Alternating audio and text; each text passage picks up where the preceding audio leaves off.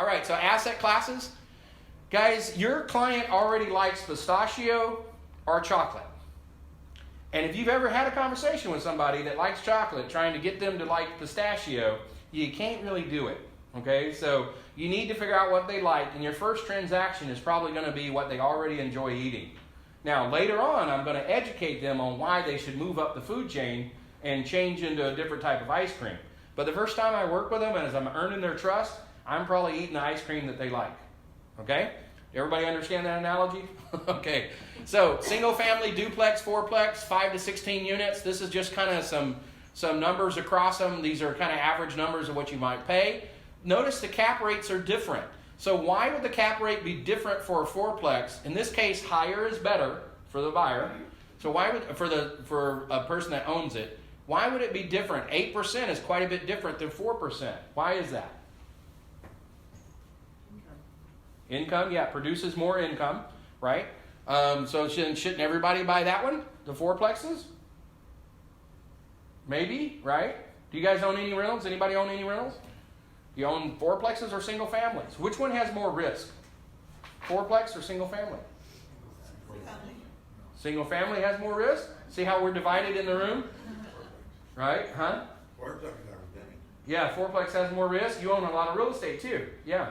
So it's how you measure risk, right? So single family has risk of what? The biggest vacancy is your biggest risk. Every time somebody moves out, it will in reality probably, unless you're really good at it, take you 2 to 3 months to replace that tenant. That's a huge risk. You lost 16% of your income right there, right? But fourplexes have a different kind of risk. They have management risk. You got to deal with people that you normally don't deal with. Most of the time, they're in areas you normally don't go, right? So you have those kind of risks that are associated. You have more people risk associated with that. When you increase your risk, you increase your return, hopefully. Usually the reason you take on more risk is because you're getting a better return. That's 50% better return. That's a big deal. Okay? All right, so I'm going to show you some mitigating factors that help with that. So your management level is high. Over here it's the highest. If you get beyond 16 units, you actually need an on-site manager. Below 16 units, you don't have an on-site manager. Most of us probably won't deal with things higher than 16 units. In the residential capacity, on the commercial side, you definitely might. Okay? Your leveraging ability. Leverage down here, single family, most time you can pick up something really good for 20% down for your down payment. So that means you're leveraged 5 to 1, right?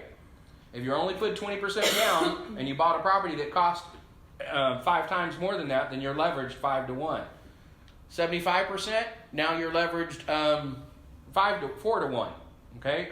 The reason that is common is because you'll have a lot of people that will do 25% down for commercial property or for income property. You get a better rate. Okay? This DSCR, that's one of those acronyms we talked about earlier, debt service coverage ratio. The banks, when you get up into these bigger properties, their commercial loan, anything above 4, they really don't care how much money you have to put down. It's not about 35% or 25%. What it's about is you have to have enough money to cover the operational expenses plus 25% on top of that. So they're building in a buffer no matter what the price is. Okay? So they don't care if it might take you 40% to get your operational costs down to cover the 1.25% debt coverage ratio. Okay? It might take you 50%. I don't know. Each individual deal has to do that, and your income plays into that as well. Okay? Everybody good with that? Another thing I want to point out here is when you get up into this, over here, your appreciation, these properties appreciate the most, single family. Duplexes appreciate. When you start getting into fourplexes and above, it's pretty much all covered by the income that it produces. Revenue minus expenses equals income.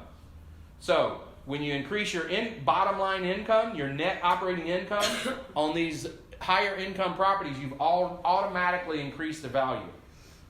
Right, so who is it? Brad and Jolene? Is that who it is? Angeline and Brad. When they move in next to your single family, you automatically increase your value, right? Because everybody wants to live next to them, right? So that's how it works with single family. With income, Brad and them could move in. That doesn't necessarily increase the value. What increases the value is when the rents start going up around them, right? When those rents start going up or the operational expenses start coming down, I've increased the value of my property. Does that make sense? See how it's different